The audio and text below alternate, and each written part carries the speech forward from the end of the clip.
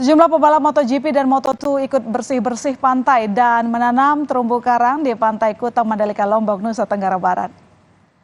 Para pebalap yakni Miguel Oliveira, Maverick finalist, Takaki Nakagami hingga Ayumu Sasaki antusias saat mengikuti aksi bersih-bersih pantai dan menanam terumbu karang.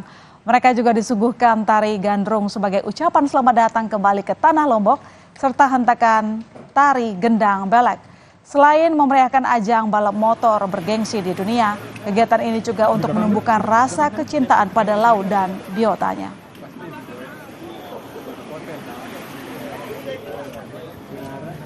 Duduk bang.